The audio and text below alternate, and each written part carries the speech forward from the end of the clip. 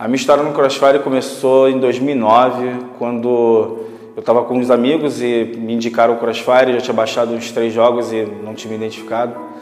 E aí eu baixei, só que não dava para jogar porque o ping era alto. E aí eu desisti. Depois de um mês eu voltei a baixar de novo o jogo, quis tentar. E aí melhorou um pouco e eu continuei jogando. E eu acho que depois de 6 meses foi quando eu fiz a primeira amizade.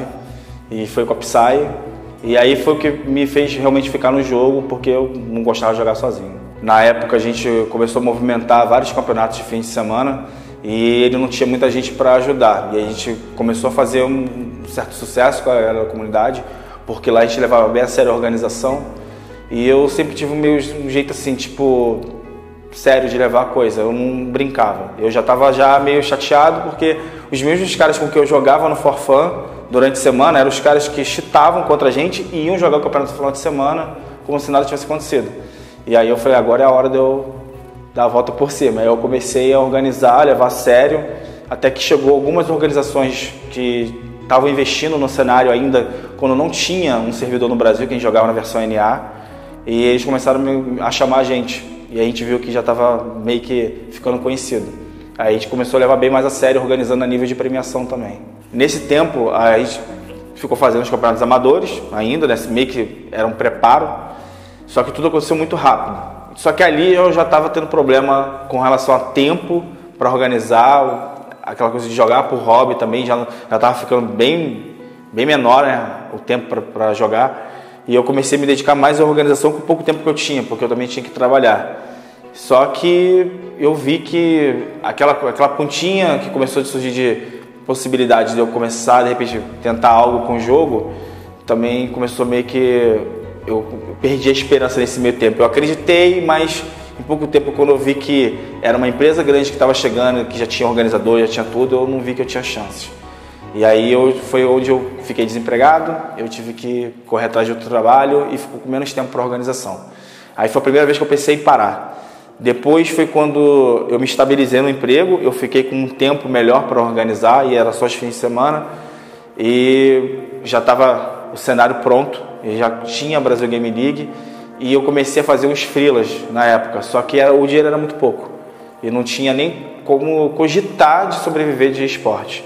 Então era um freela que eu tinha, era aos fins de semana, né? Quando tinha, sei lá, acho que era a cada 3 meses que tinha, mas eu já ainda continuava fazendo os amadores, né? Independente do Campeonato Brasileiro que tinha, que já era profissional. Aí foi quando surgiu um problema com meu pai e eu também não estava muito bem no emprego, estava aquela coisa de não saber se eu ficava.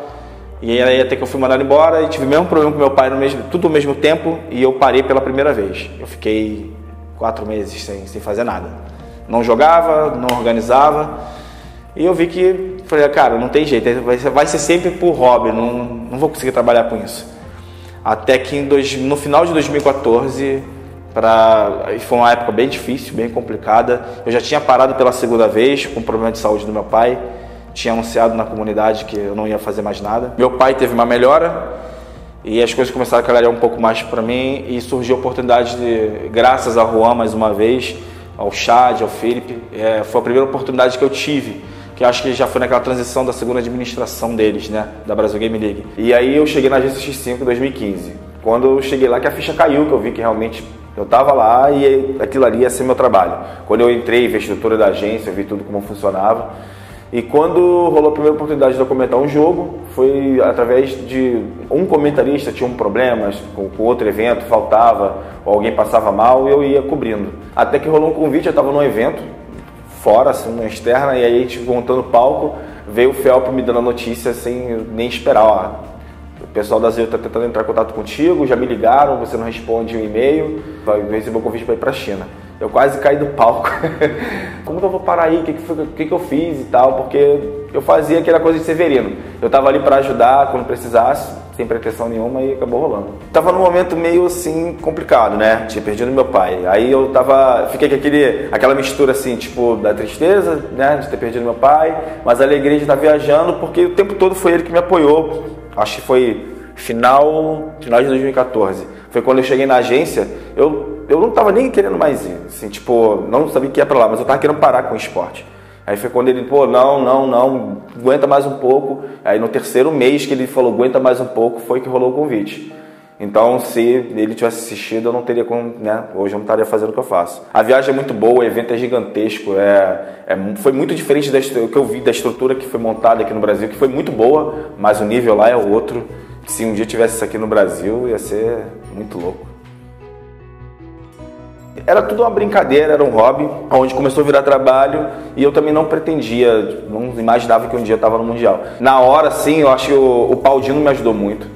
A gente estava conversando muito com os casters lá, eu não manjo nada de inglês, então era ele que estava traduzindo tudo. E o pessoal sempre apoiando, eu sabia que era a minha primeira vez, então eu fiquei bem confortável assim, e deu para fazer de boa. A CFS é o campeonato mais importante que tem. É a Copa do Mundo pra gente, como se fosse um jogador de futebol. Todo mundo que começa jogando Crossfire, seja no for fun, jogando beta, um casual e que conhece o competitivo, vê uma liga de acesso, uma Copa for fun, ele já começa a sonhar que um dia ele pode chegar numa CFL e chegar numa CFS. Não tem como chegar numa CFL, já na liga de acesso, e não sonhar que um dia você vai chegar numa CFS.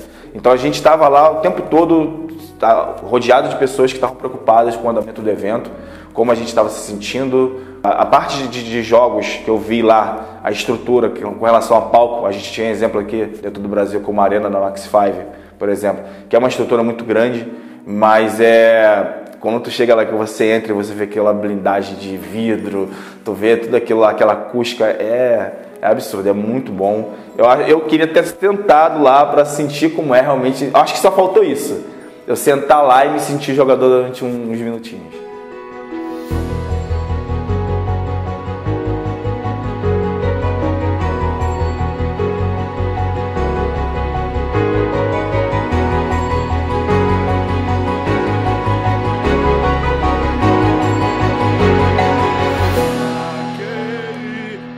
Muitas felicidades, muitos anos. Olha o bolinho, olha o bolinho. Olha o bolinho.